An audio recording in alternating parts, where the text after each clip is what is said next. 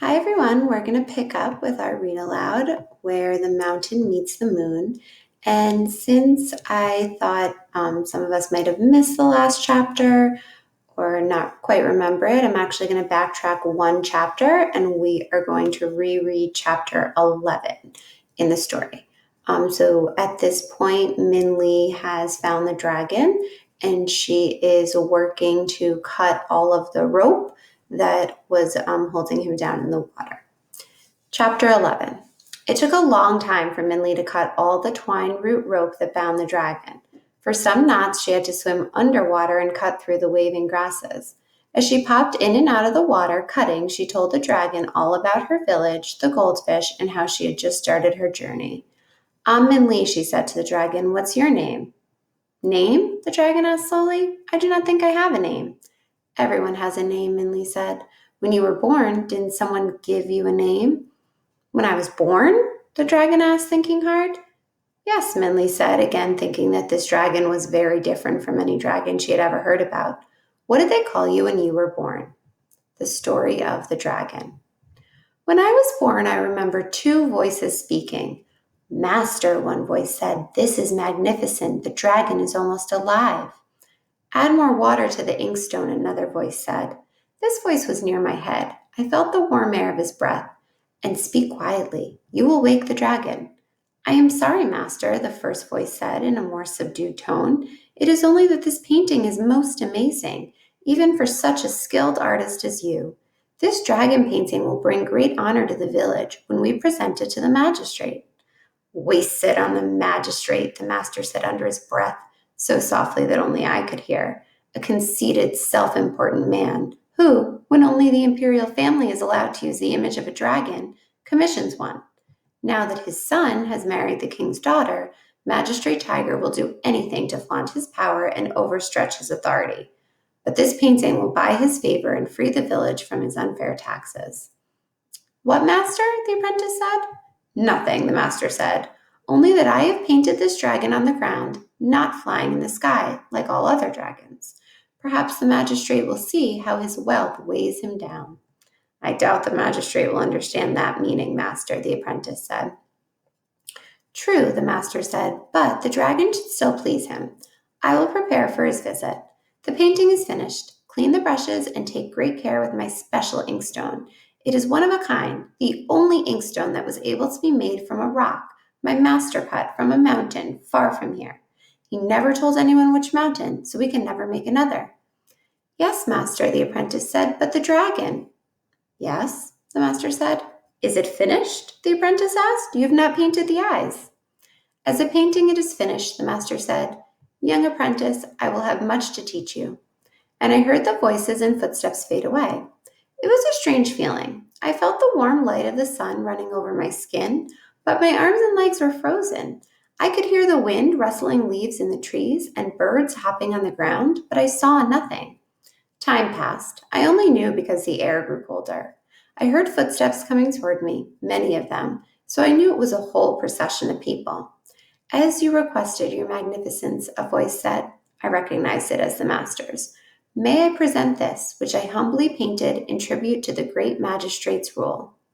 There was a silence as all gazed, I supposed, at me. Painter Chen, another voice said in great awe, this is indeed a great work. Thank you, magistrate, the master said. I am glad it pleases you. Then our agreement will be fulfilled? Yes, said the voice, the village will be free from taxation for the next year, and I will take the painting. Even though I did not know exactly what was going on, I knew I did not want to belong to Magistrate Tiger. His voice had an undertone of cruelty and greed, even while he was expressing his pleasure. I tried to protest, but my still lips uttered no sound. Then I was rolled up, and all sound and feeling disappeared. I do not know how long I was rolled up for. It might have been a day, or a month, or a year. All I could do was wait. But finally, I was unrolled, and I felt a cold gust of air all over me. If I could have, I would have shivered. This painting is a masterpiece, a voice said in surprise. Then it quickly turned oily and flattering, as only fitting for your greatness. Yes, Magistrate Tiger said, have it hung behind my chair. Yes, Magistrate, the voice said, and then hesitated and said, how strange. What's strange? The magistrate asked. Well, the voice said, there are no eyes on this dragon. The painter must have forgotten. No eyes, the magistrate boomed. Painter Chen dared give me an unfinished painting? I will double tax his village for the next 10 years. Magistrate, a third voice said, one that seemed a little kinder. It is only a minor flaw. If we just dotted in the eyes, the dragon would be finished. Yes, the magistrate said, obviously considering. Bring me a paintbrush and ink. I heard the servants shuffling and bringing the paintbrush and ink. I felt the magistrate's hot, dry breath on my nose as he came close to me and felt the cold ink touch my eye, and suddenly I could see. I saw the magistrate's fat face leering over me as he reached over and dotted in my other eye. As sight came into both my eyes, a warm feeling filled me, like drinking hot tea on a cold day. I felt strength come into my arms and hands and legs and feet, and my neck and head stretched for the first time. All the loud yells I'd wanted to make now came rushing out of my mouth, and I gave a huge roar that made the magistrate fall over. It has come alive, I heard him gasp, and I heard the servants screaming, Dragon! It has come alive! Dragon! I knew this was my chance to free myself from Magistrate Tiger. I jumped from where I was and rushed over everyone, knocking down desks and chairs and columns. I saw the blue sky and green leaves through a window, went toward it, and simply crashed through the wall to get through. As I left, the building was falling down and all the people were yelling, Dragon! They screamed, Dragon! I knew I had to leave as soon as possible, so I ran as fast as I could into the forest and left them far, far away. I have lived in the forest since then. So I think the dragon said my name is Dragon because that's what everyone called me. Dragon, Minley repeated, and she tried not to smile. Well, I guess it's a good enough name. It will be easy to remember. The dragon nodded, pleased to have found himself a name. So you were born from a painting, Minley said. That explains why you are so different from the dragons my father told me about. Your father knew other dragons? The dragon asked eagerly. I have never seen another dragon. I always thought if I could fly, I would finally see another like me. Well, Minley said, I don't think my father ever knew any dragons. He just told stories about them.